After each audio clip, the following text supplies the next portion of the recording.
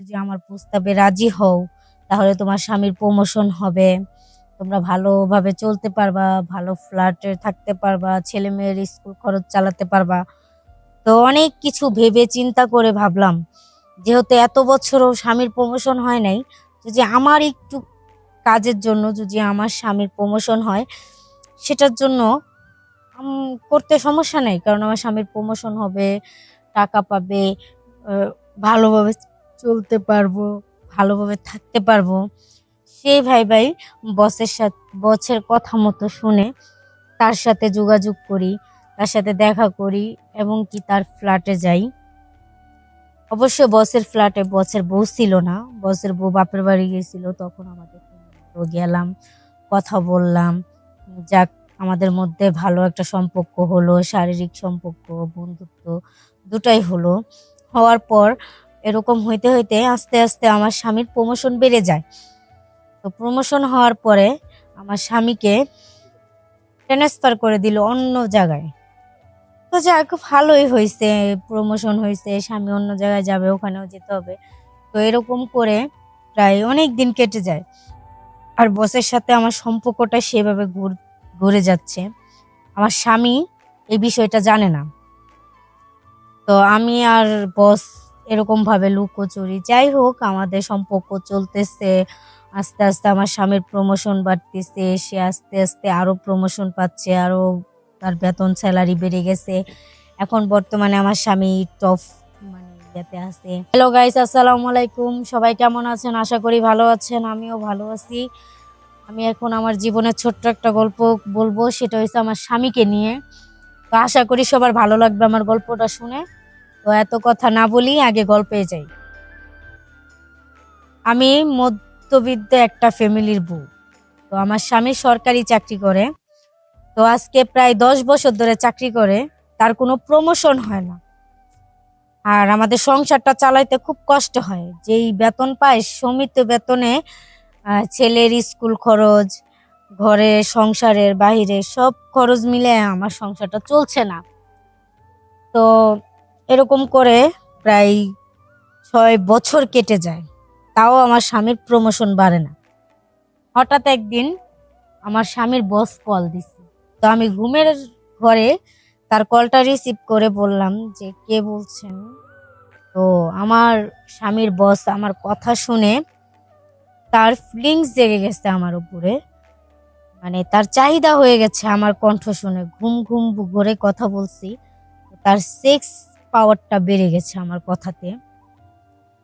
তো যাক এরকম করে অনেক দিন গেল।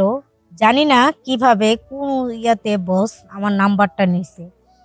নেওয়ার পরে আমার ফোনে কল দিয়ে বলতেছে, অনেক কথাই বলছে। বলার পরে বললো, তুমি যদি আমার প্রস্তাবে রাজি হও তাহলে তোমার স্বামীর প্রমোশন হবে। তোমরা ভালোভাবে চলতে পারবা, ভালো ফ্ল্যাটে থাকতে পারবা, ছেলে মেয়ের স্কুল খরচ চালাতে পারবা।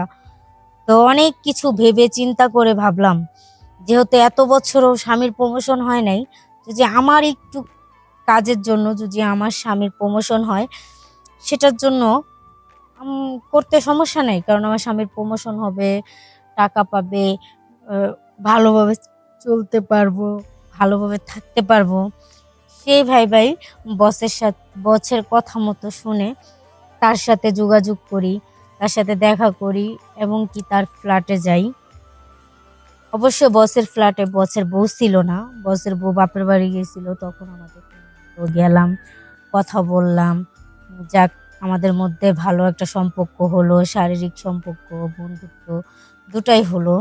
হওয়ার পর এরকম হইতে হইতে আস্তে আস্তে আমার স্বামীর প্রমোশন বেড়ে যায়। তো প্রমোশন হওয়ার পরে আমার স্বামীকে ট্রান্সফার করে দিল অন্য জায়গায়। তো যাক ভালোই হয়েছে, প্রমোশন হয়েছে, স্বামী অন্য জায়গায় যাবে, ওখানেও যেতে হবে। তো এরকম করে প্রায় অনেক দিন কেটে যায়। আর বসের সাথে আমার সম্পর্কটা সেভাবে ঘুরে যাচ্ছে। আমার স্বামী এই বিষয়টা জানে না। তো আমি আর বস এরকম ভাবে লুকোচুরি, যাই হোক আমাদের সম্পর্ক চলতেছে। আস্তে আস্তে আমার স্বামীর প্রমোশন বাড়তেছে, সে আস্তে আস্তে আরো প্রমোশন পাচ্ছে, আরো তার বেতন স্যালারি বেড়ে গেছে। এখন বর্তমানে আমার স্বামী টপ ইয়েতে আছে। আর আমার স্বামী প্রমোশন পাওয়ার পরে খুব খুশি। তো আমিও খুব খুশি। কিন্তু আমার জন্য মানে আমার স্বামীর প্রমোশন বাড়ানোর জন্য উম স্যার যা বলল আমি তা শুনলাম। উনি যা বলে তাই করি। যেভাবে বলে সেভাবেই করি। তো যাক, স্বামীর ভালোর জন্য আমি এগুলা করছি। আর এখন মনে হচ্ছে আমার অতটুকু ভুলের জন্য আমার কোনো ক্ষতি হয় নাই। কারণ আমার স্বামী আরো ভালো আছে, ভালো করতেছে, ভালোভাবে চলতেছি স্বামীকে নিয়ে। এখন দেখি আমার কোনো কষ্ট নাই। আগে যেমন সংসার চালাতে হিমশিম খাইছি। মানে মাসে যেই বেতনটা পাইতো স্যালারি, সেটা দিয়ে মনে করেন যে ছেলের স্কুলের বেতন, ঘর ভাড়া, খাওয়া, এমনি টুকটাক সংসারের খরচ আমি হিমশিম খেয়ে যেতাম।